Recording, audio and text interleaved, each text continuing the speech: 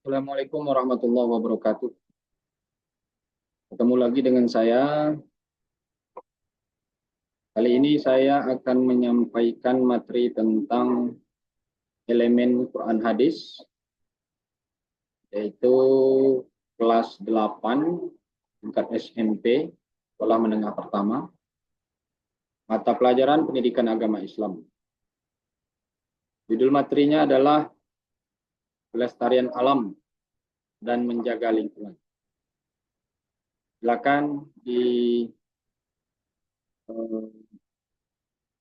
amati slide yang akan saya tampilkan.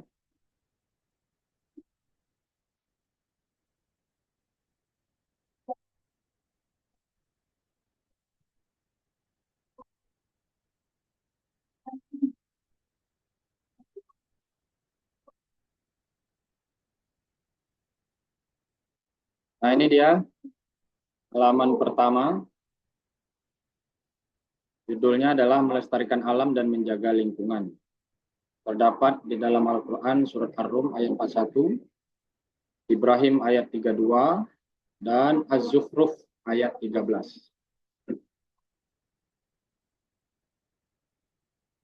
Berikutnya,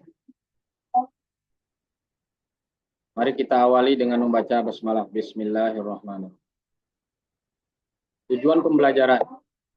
Pertama, melalui metode tutur sebaya, siswa dapat membaca Al-Quran surat Ar-Rum ayat 41, Ibrahim ayat 32, dan Az-Zuhruf ayat 13 sesuai kaidah ilmu tajwid, khususnya hukum bacaan ro dan lam jalalah, dengan benar serta terbiasa membaca Al-Quran dengan disiplin.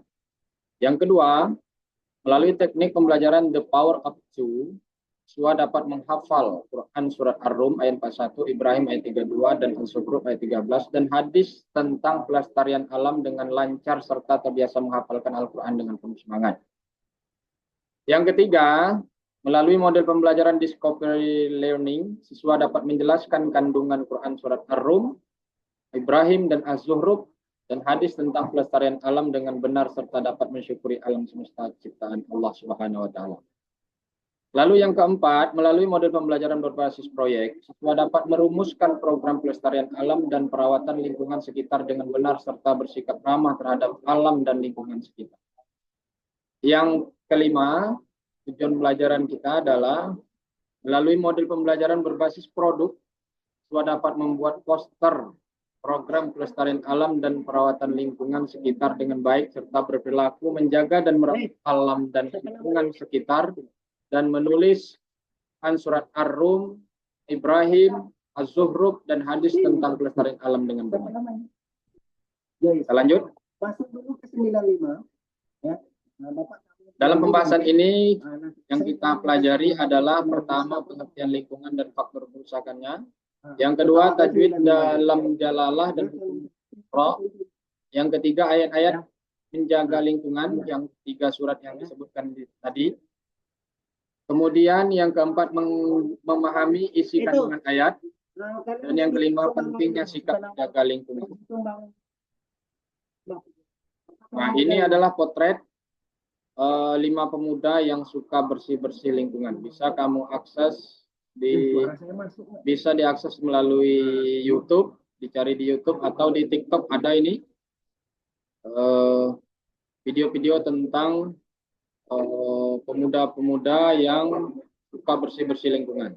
Kita lanjut dulu ya. Pengertian lingkungan. Lingkungan hidup adalah segala sesuatu yang berpengaruh terhadap kelangsungan hidup seluruh makhluk hidup di bumi. Sedangkan pelestarian lingkungan adalah usaha meningkatkan kualitas manusia secara bertahap dengan memperhatikan faktor lingkungan hidup. Nah, jadi alam itu indah, oleh karena itu jangan dirusak. Alam kita ini indah, karena ini merupakan ciptaan Allah. Lanjut. Nah, ini bukti keindahan alam. Kita lihat di pinggir pantai, itu indah. Ada pohon kelapa, ada sungai, ada air, ya kan? Ada pantai dan lain sebagainya. Lalu apa yang menyebabkan alam itu menjadi rusak? Yang pertama akibat peristiwa alam. Peristiwa alam yang bersifat alamiah, yaitu kerusakan yang murni terjadi karena faktor alam atau misal gempa bumi dan lain sebagainya, ya. Gempa bumi, banjir, terus gunung meletus, itu adalah kerusakan alam yang terjadi secara alamiah. Banjir bandang, longsor dan lain sebagainya. Lalu yang kedua akibat perbuatan manusia. Nah, jadi kerusakan itu ada yang disebabkan oleh alam itu sendiri dan ada juga disebabkan oleh perbuatan manusia itu. Yaitu kerusakan yang terjadi karena ulah tangan manusia yang tidak bertanggung jawab. Misalnya seperti ini misalnya, penambangan liar, kemudian penggalian penggalian sumber daya alam yang tidak terkontrol. Kemudian ini penumpukan sampah yang tidak terkendali, pembakaran secara ilegal, itulah yang menyebabkan ditimbulkan oleh manusia. Berikutnya kita lihat ada 10 kota paling berbahaya. Ada 10 kota yang sangat berbahaya. Bisa dibaca di sini. Kemudian berikutnya kita masuk kepada ilmu tajwid. Ilmu tajwid. Kita akan mempelajari lafzul jalalah dan huruf. Setelah belajar tentang kaidah bacaan lam jalalah dan roh, diharapkan dapat digunakan untuk membaca ayat Al-Quran dan hadis Nabi tentang pelestarian alam, yakni Quran Surah Ar-Rum, Ibrahim, dan Az-Zukhruf.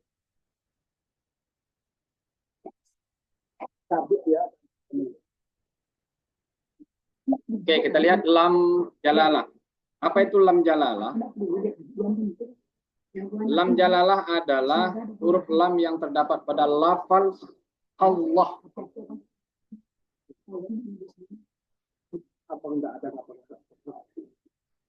Nah, bagaimana hukum lafzul jalalah? Hukum lafzul jalalah itu ada dua, yaitu tafkhim dan tarkik. Tafkhim artinya tebal, tarkik artinya tipis. Jadi lam dalam lafaz Allah itu manakala ada dibaca tebal dan ada dibaca tipis. Kita lihat kapan dibaca tebal dan kapan dibaca tipis. Lam dibaca tebal adalah membunyikan huruf-huruf tertentu dengan suara atau bacaan tebal. Bacaan ini cara mengucapkannya adalah bibir sambil menjorokkan ke dalam. Bibir sambil menjorokkan ke dalam.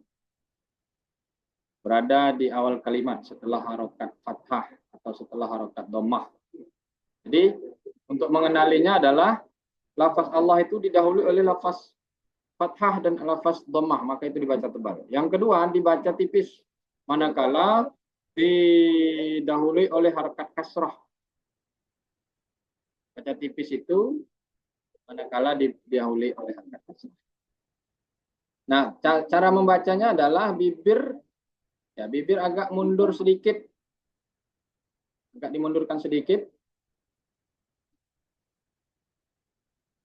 Ya, seperti itu cara membacanya ya. Berikutnya ini contoh lam jalalah yang tafkhim yang dibaca tebal. Nah, ada kata-kata Allahu didahului oleh harakat fathah. Indallahi ya fathah. Kemudian dhammah wallahu. Maaf. Yang didahului dhammah tidak ada ya. Tidak ada di sini ya. Ini fathah semua. Selanjut yang dibaca tarkik tipis. Nah, ini didahului harakat kasrah. Ini dia. Alhamdulillah. Lillah. Iya'lamillah. Millah. Ini lamnya dibaca tipis. Kemudian qulillah. Biiznillah. Biayatillah. Fi sabilillah. Dan lain sebagainya. Banyak ditemukan dalam Al-Quran. Oke, kita lanjut dulu. Hukum huruf ro. Huruf ra terbagi 3, yaitu tafkhim, tarkik, dan tafkhim tarkik, atau disebut juga dengan jawazul wajhain, dua wajah ya, dua wajah. Yang tafkhim apabila huruf ra berharkat fathah dan dhammah, ini yang syarat pertama. Yang kedua, mati sesudah bunyi vokal fathah dan dhammah. Yang ketiga, mati sesudah bunyi vokal kasrah asli dan setelahnya bertemu huruf isti'la. Isti'la. Huruf isti'la itu ada 9. Ada berapa huruf ya? Ada 7, maaf, bukan 9. 7 ya, 7 huruf isti'la. Yaitu fa, sad, dot, ghain, ta, qaf, dha. Itu disebut dengan huruf isti'la. Misalnya dalam contoh firqatun, maka ra-nya dibaca tebal, bukan tipis ya. Walaupun dia didahului oleh kasrah, tetap dia dibaca tebal. Kenapa? Karena setelah huruf ra ada huruf isti'la. Firqatun, mirsada, bukan mirsada. Qirtasun, bukan qirtasun. Jadi tebal bacanya.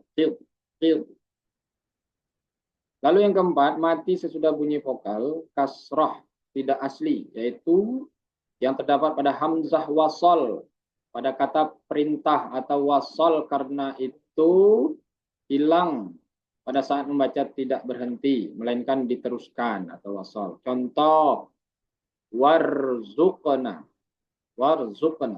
Walaupun alifnya itu sebenarnya harkatnya di harkat kasrah ya. Warzuqna, bukan warzuqna. Amir tabu. Ini dia. Ini tebal juga.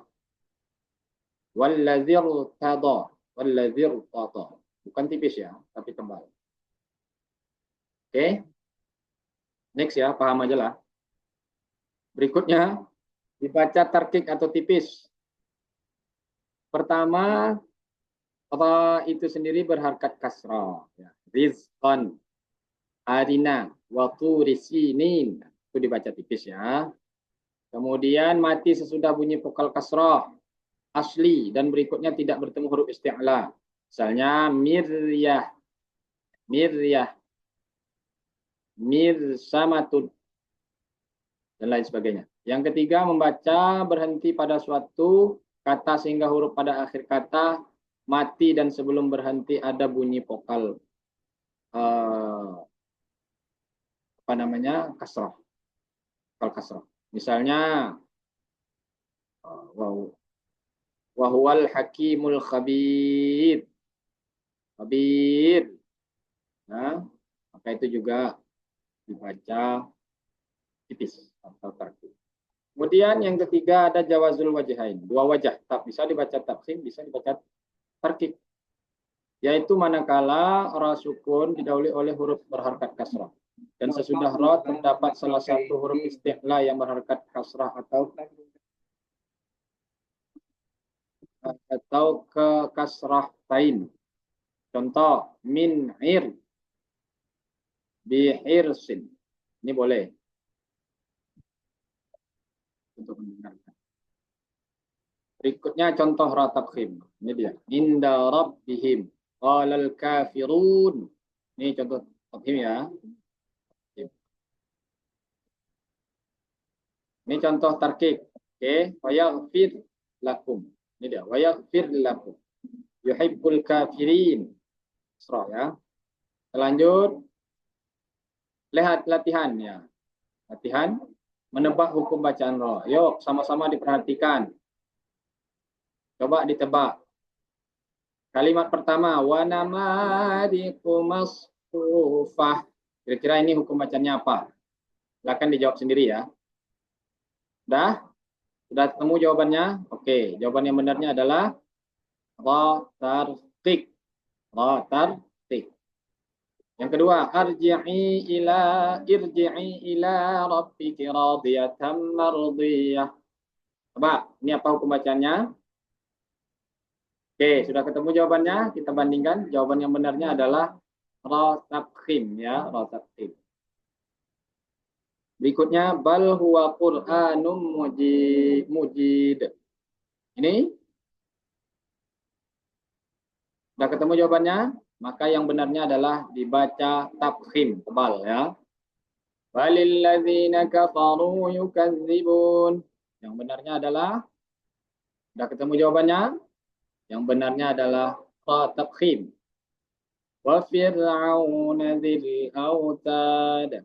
Sudah ketemu jawabannya? Yang benarnya adalah tarki. Oke. Kita lanjut. Latihan kedua, carilah hukum bacaan ra. Ini dia hukumnya. Cari. Silakan dicari sendiri. Mana dia huruf ra. Kemudian temukan huruf ra dulu, baru ditemukan hukum bacaannya. Tentukan hukum bacaannya. Oke. Sudah. Kerjakan di buku latihannya. Berikutnya, setelah membaca kaidah tajwid tentang lam jalalah dan ra, tentu kini kamu sudah memahami cara membacanya. Sekarang praktekkan dalam bacaan Quran surah Ar-Rum, Ibrahim, dan Az-Zukhruf sesuai dengan ayat yang kita pelajari sekarang ini. Silakan dibaca ya.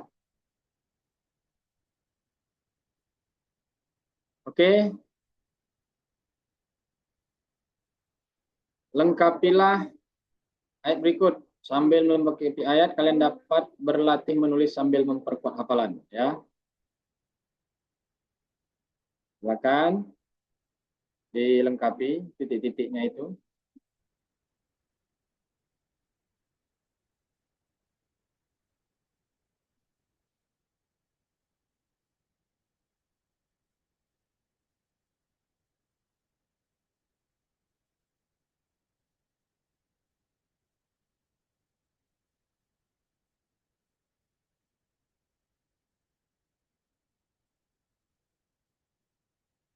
Berikutnya,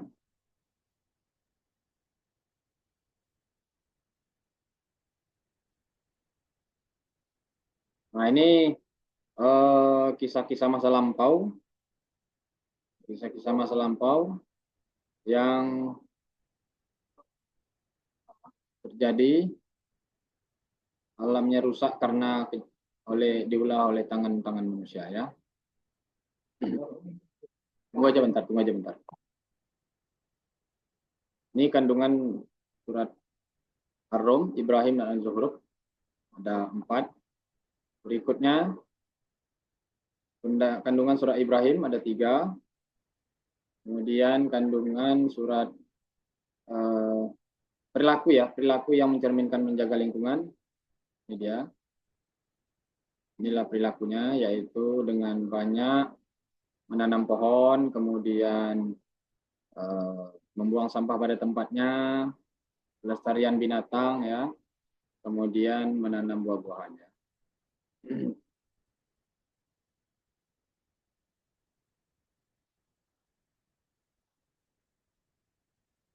Di dalam hadis Rasulullah disebutkan, Rasul itu melarang mencemari lingkungan, kemudian larang membakar perkebunan, larang menelantarkan lahan, perintah penanaman pohon atau reboisasi ya.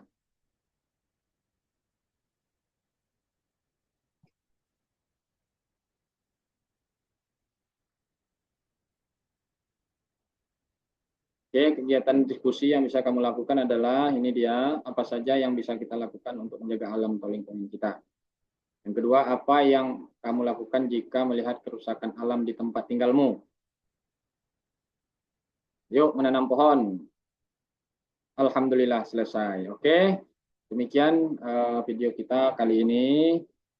Semoga ada manfaatnya buat kita semua, terutama kepada para pelajar yang mempelajari materi pendidikan agama Islam, terutama elemen Quran hadis tentang pelestarian alam dan menjaga lingkungan. Oke, sampai ketemu pada video-video berikutnya. Oke, assalamualaikum warahmatullahi wabarakatuh.